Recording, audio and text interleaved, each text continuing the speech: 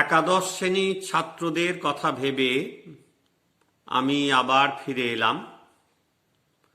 আমার আজকের বিষয় মাইকেল মধুসূদন দত্তের নীলধ্বজের প্রতি জনা।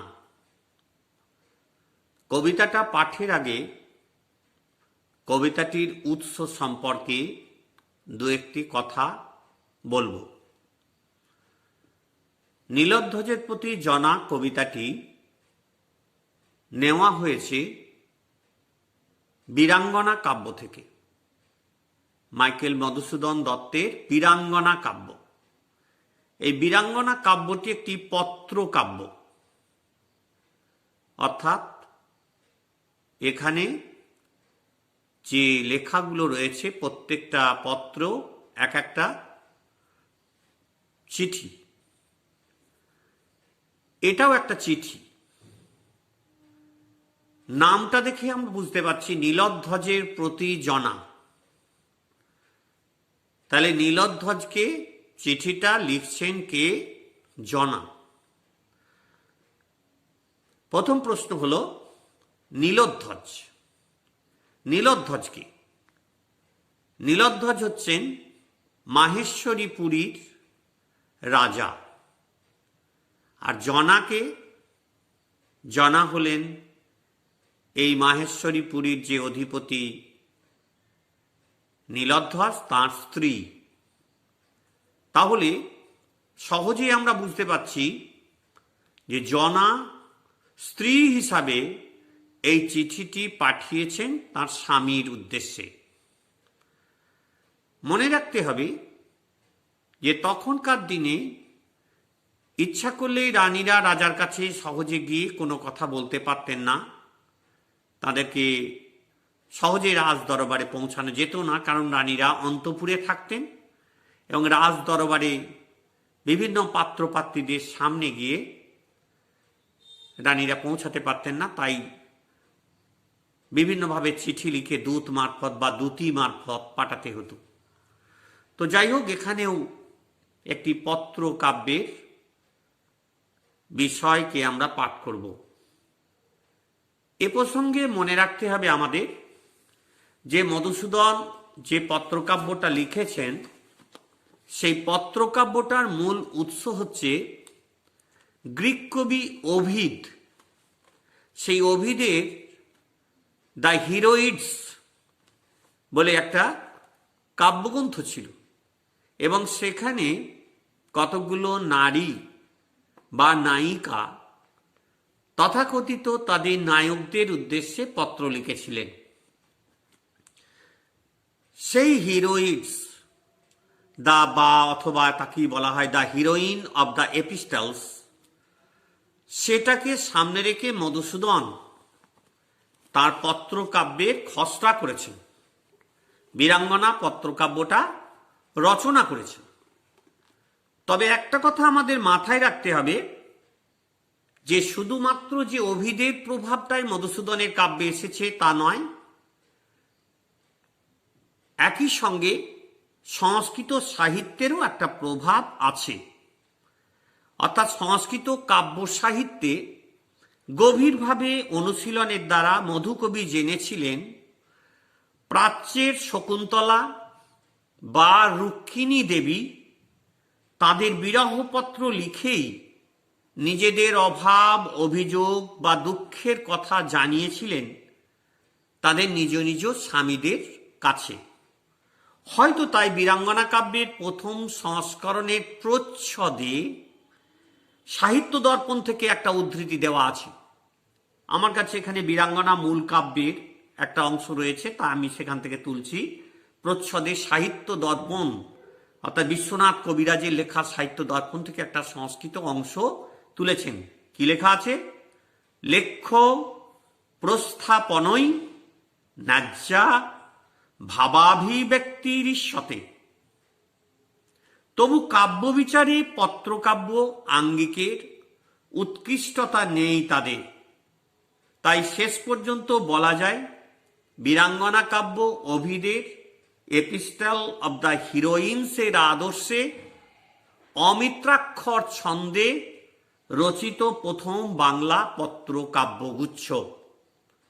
নীলধ্বজের প্রতি জনা এই কাব্যগুচ্ছের শেষতম তথা একাদশতম পত্রিকা এবং এই পত্রিকাটি একটি অনুযোগ পত্র। তাহলে কে কাকে অনুযোগ করেছেন? মনে রাখবে, এখানে স্ত্রী স্বামীর কাছে অনুযোগ করেছেন। কিন্তু কিসের অনুযোগ, কেন অনুযোগ? নীলধ্বজের প্রতি জনা আসলে মাইকেল মধুসূদনের এক অপূর্ব ট্র্যাজেডি পত্রকাব্য। বীরজননীর বীর পুত্র বীর ধর্ম পালন করে যুদ্ধে মৃত্যুবরণ করেছে বলে বীর জননী জনা কাতরা নন, বরং তিনি বিচলিত পুত্রঘাতী শত্রুর সঙ্গে স্বামী নীলধ্বজের কাপুরুষোচিত ব্যবহারে। তেজস্বিনী জনার প্রতিটি ধিক্কারে নারীর মর্মজ্বালা ও আত্মমর্যাদা বোধের এক অপূর্ব স্ফুরণ ঘটেছে। প্রাসাদে উৎসবের আয়োজন চলছে। জনা এর কারণ জেনেও বিপদগামী স্বামীকে লজ্জা ও কুণ্ঠায় ফেলে তার জ্ঞানোদয় ঘটানোর জন্যই এই অনুযোগ পত্রটি লিখেছেন। কিন্তু বক্রোক্তিতে স্বামীর চৈতন্যদয় না ঘটতে দেখে ক্ষোভে, লজ্জায়, ঘৃণায় বীরাঙ্গনা জনার হৃদয় ভরে গেছে। তাই বুদ্ধিমতী জনা তখন অর্জুনের অন্যায় যুদ্ধ এবং তার চরিত্রের দুর্বলতার কথা স্মরণ করিয়ে স্বামীকে বিমুখ করতে চেয়েছেন, যাতে অর্জুনকে এইভাবে বরণ করে না নেওয়া হয়।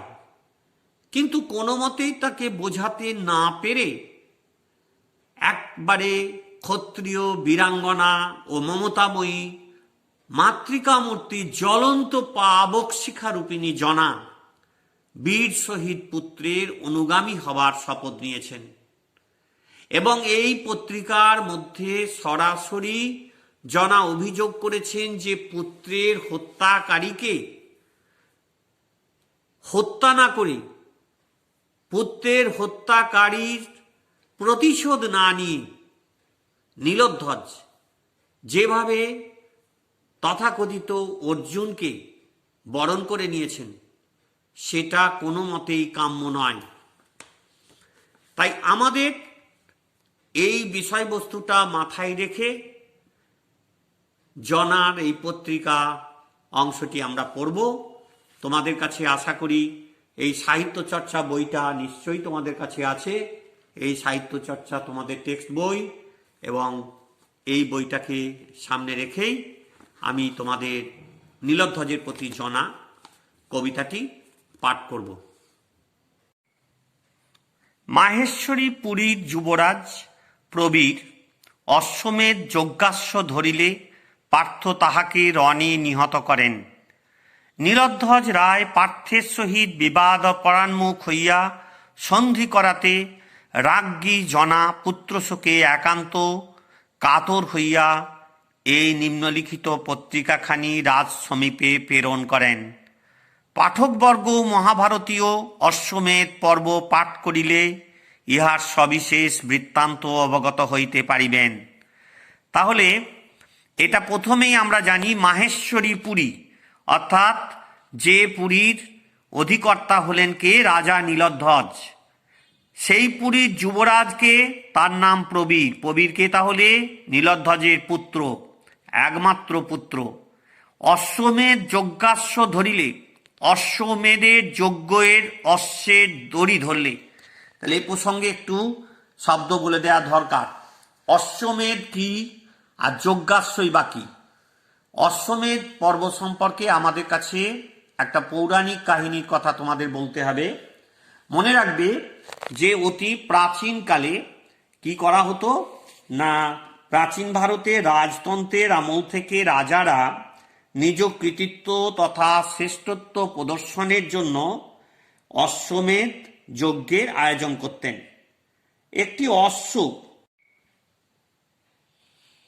একটি অশ্ব যজ্ঞ তিলক পরিয়ে তা বা চিহ্নিত করে ছেড়ে দেওয়া হতো। পরে সে সঙ্গে সেই ঘোড়ার সঙ্গে থাকতো দু একজন সৈন্য সামন্ত, এবং এই যজ্ঞের অশ্ব যে অঞ্চল দিয়ে হেঁটে যেত সেই অঞ্চলে রাজাকে বশ্যতা স্বীকার করতে হতো। কেউ বশ্যতা মান্য না করে যজ্ঞের এই রশি বা দড়ি যদি কেউ ধরত, তাহলে তার সাথে যুদ্ধ হতো এবং যার জয় হতো সেই রাজা অনিবার্যভাবে আনুগত্য প্রদর্শন করে উপহার প্রেরণ করতেন, অর্থাৎ একজন অপরজনের কাছে বশ্যতা মেনে নিতেন। এইভাবে বৎসর শেষে এই অশ্ব, যজ্ঞের অশ্ব ফিরে এলে তাকে বধ করে তার বক্ষস্থলের মেদ অগ্নিতে সংস্কার করা হতো এবং দেহের অবশিষ্ট অংশ দিয়ে হোম করা হতো। এই যজ্ঞের ফলে ব্রহ্মহত্যা ইত্যাদি সর্বপ্রকার পাপের ক্ষয় এবং স্বর্গ ও মোক্ষ লাভ হতো বলে পুরাণে বলা হয়েছে। পুরাকালে এই যজ্ঞকে শ্রেষ্ঠ যজ্ঞ বলা হতো। তো এটা থেকে আমরা নিশ্চয়ই বুঝতে পারছি যে অশ্বমেধ যজ্ঞ কি। তাহলে এখানে অশ্বমেধ, মেধ ধ, কিন্তু এখানে শব্দটা এসেছে অ্যাকচুয়ালি মেধ, মানে তার চর্বি, অশ্বের গলায় যে চর্বি, সেই চর্বিকে কি করা হতো, সেই যজ্ঞে নিক্ষেপ করা হতো অশ্বকে বধ করে শেষ পর্যন্ত, মানে 1 বছর পরে ফিরে আসার পর। সেই জন্য অশ্বমেধ যজ্ঞ। এবং সেই যজ্ঞের অশ্বের দড়ি ধরিলে পার্থ তাহাকে রণে নিহত করেন। এখানে পার্থ হলেন অর্জুন। কেন অর্জুনের নাম পার্থ? না, অর্জুন হলেন পৃথার পুত্র। কি বললাম ভালো করে বুঝতে পেরেছো? পৃথার পুত্র। পৃথা কাকে বলা হতো? পৃথা হচ্ছে কুন্তী, তাই তো? তো যাই হোক, কুন্তীর পুত্র, কুন্তীর আর এক নাম পৃথা। তাই পৃথার পুত্র পার্থ রণে নিহত করেন। এবং নীলধ্বজ রায় পার্থের সহিত বিবাদ পরাণমুখ মানে কি? মুখ ফিরিয়ে নেওয়া, মানে বিবাদ না করে করিয়া কি করলো? হইয়া সন্ধি করাতে, অর্থাৎ যে পুত্রকে হত্যা করেছে সেই পুত্রের হত্যাকারীর সঙ্গে বিবাদে না গিয়ে তার সঙ্গে সন্ধি করলেন কে? রাজা নীলধ্বজ। আর তাতে কি হলো? রাজ্ঞী জনা। রাজ্ঞী মানে কি? এখানে সম্রাজ্ঞী অর্থাৎ রানী জনা পুত্র শোকে একান্ত কাতর হইয়া এই নিম্নলিখিত পত্রিকাখানি রাজস্বামীকে প্রেরণ করেন। অর্থাৎ এই পত্রিকাটা তার মানে অনুযোগ পত্র, যে তুমি পুত্রের হত্যাকারীকে তাকে না হত্যা করে তার সঙ্গে প্রতিশোধ না নিয়ে তুমি কেন তার সঙ্গে হাত মেলালে। তাই এই কারণেই পত্রিকাখানি রাজস্বামীকে প্রেরণ করেন। পাঠকবর্গ মহাভারতীয় অশ্বমেধ পর্ব পাঠ করিয়া ইহার সবিশেষ বৃত্তান্ত অবগত হইতে পারিবেন।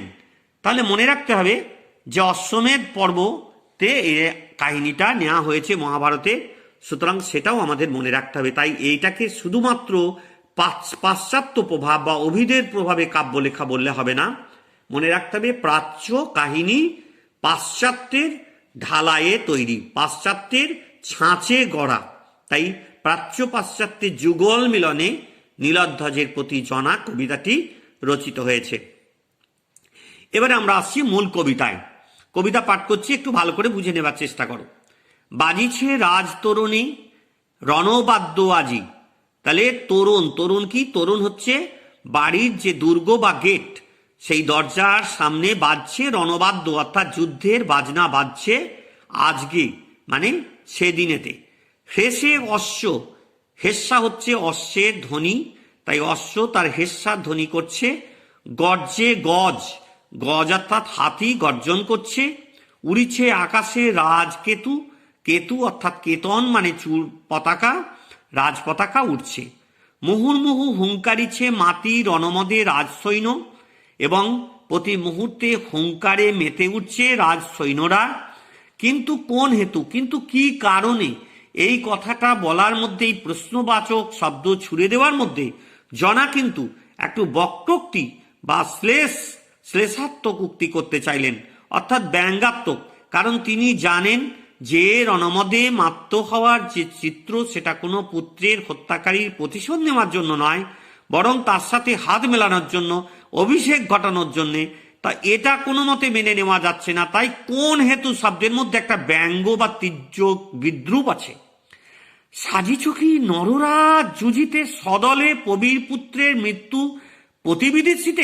তাই ব্যঙ্গাত্মক প্রশ্ন, নররাজ অর্থাৎ নরশ্রেষ্ঠ রাজা তুমি কি যুঝিতে মানে যুদ্ধতে মানে লড়াই করতে, সদলে মানে দলবল সহ, প্রবীর পুত্রের মৃত্যু প্রতিবিধিত মানে প্রতিবিধান করতে, প্রতিশোধ নিতে, অর্থাৎ পুত্রের মৃত্যুর প্রতিশোধ নিতে কি তুমি সদল বলে যুদ্ধের জন্য সাহায্য? নিবাইতে এ শোকাগ্নি ফাল্গুনির লোহে, নাকি শোকের অগ্নি তুমি নেভাতে চাইছো ফাল্গুনির লোহেতে? লৌহ শব্দের অর্থ রক্ত, আর ফাল্গুনী শব্দের অর্থ হচ্ছে ফল্গুন নক্ষত্রে যার জন্ম। কার? ফল্গুন নক্ষত্রে জন্ম হয়েছিল অর্জুনের, তাই এখানে ফাল্গুনী হলেন আর কেউ নয়, অর্জুন। তাই অর্জুনের রক্তে, আবার অর্জুনই হচ্ছে পুত্রের হত্যাকারী, তাই পুত্রের হত্যাকারী অর্জুনের রক্তে তুমি কি তোমার শোকের অগ্নিকে নিভাতে চাইছো? এই তো সাজে তোমারে ক্ষত্রমণি তুমি মহারাজ। তাহলে এখানেও একটা ব্যঙ্গ, তো এটাই তো তোমাকে সাজে, কারণ একজন ক্ষত্রিয় সে তার পুত্রের মৃত্যুকে মেনে নেবে না, সে তার প্রতিশোধ নেবে, লড়াই করবে, এটাই কাম্য, এটাই তোমাকে সাজে। কিন্তু ঘটছে উল্টো, তাই এখানে একটু ব্যঙ্গাত্মক ভাষা প্রয়োগ করা হয়েছে। যাও বেগে গজরাজ যথা যমদণ্ড সম সুন্দ আস্ফালি নিনাদে, তাই তুমি যাও সেইখানে যেখানে গজরাজ, গজরাজ রাজ শব্দের অর্থ এখানে শ্রেষ্ঠ গজ, শ্রেষ্ঠ হাতি বা শ্রেষ্ঠ হাতির দল, যেখানে যমদণ্ড সুঁড়ের মতো, জমের দণ্ডের মতো সুঁড় তুলে আস্ফালন করছে, নিনাদ করছে, নিনাদ হচ্ছে শব্দ, হ্যাঁ, টুটো কিরিটির গর্ব আজি রণস্থলে। তাহলে এখানে কিরিটির গর্ব তুমি নাশ করো। কিরিট হচ্ছে কি? মুকুট। এই মুকুট কে দান করেছিল অর্জুনকে? না, দেবরাজ ইন্দ্র।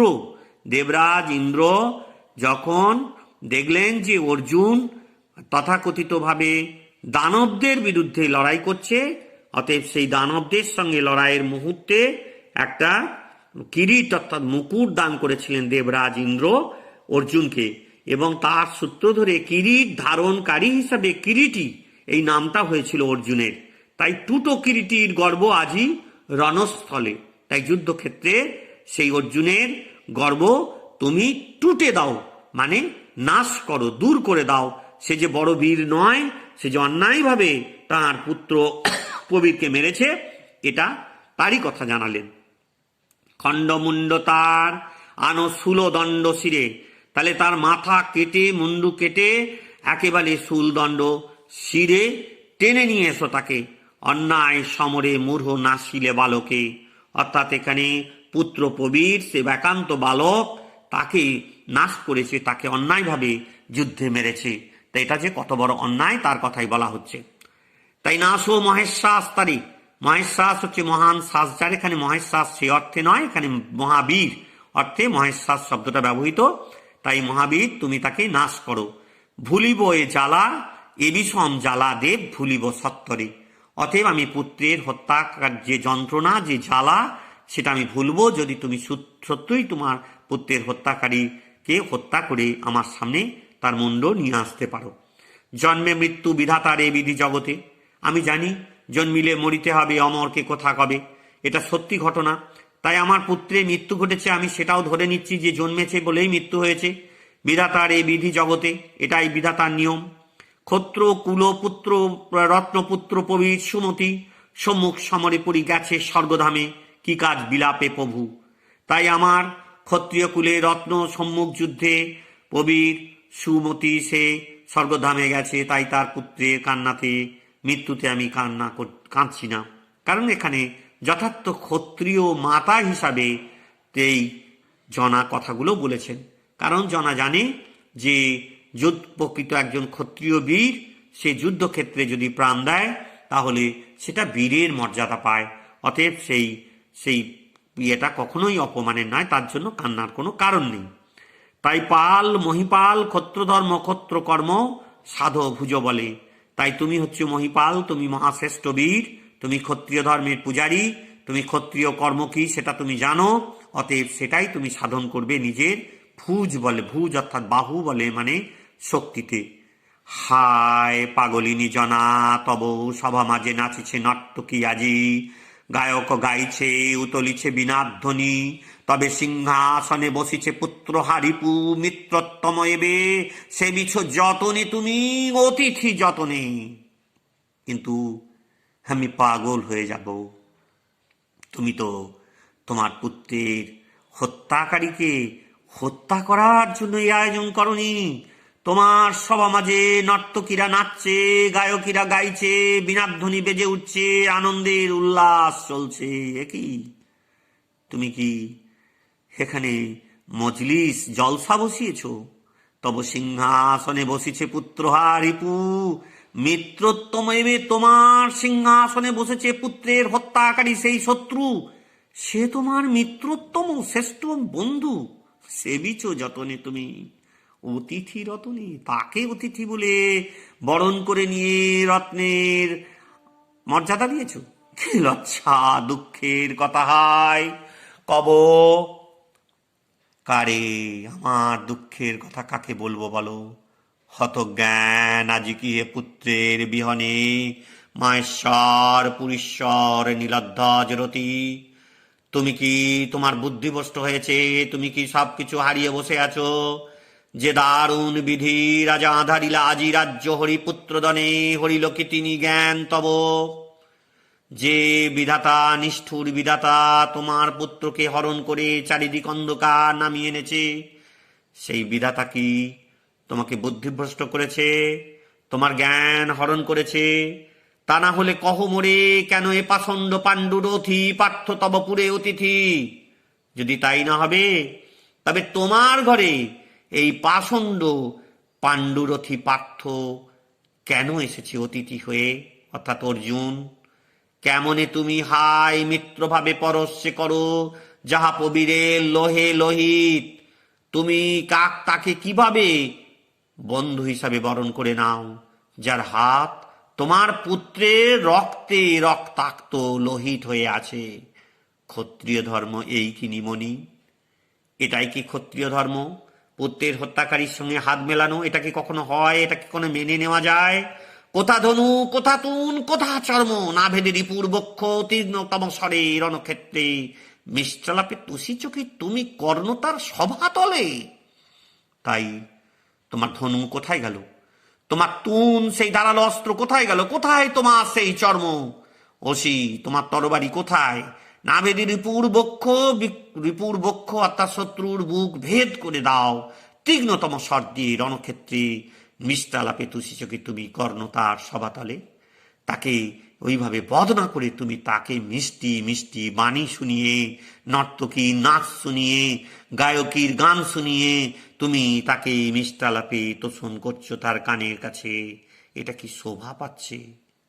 কি কহিবে কহ যাবে দেশ দেশান্তরে, জনরব লবে এ কাহিনী, কি কহিবে ক্ষত্রপতি যত। তুমি হচ্ছে ক্ষত্রিয় বীর, তোমার কথা যখন দেশে দেশে সবাই জানবে যে পুত্রের হত্যাকারীর সাথে হাত মিলিয়ে তার সঙ্গে বসে তুমি এইভাবে মজলিসে জমে উঠেছ, তখন সারা রাজ্য, সারা রাষ্ট্র, সারা পৃথিবীর লোক তোমাকে ছিছি করবে। নরনারায়ণ গানে শুনিনু বুঝিছ পার্থে রাজা ভক্তিভাবে, হে কি ভ্রান্তি তব।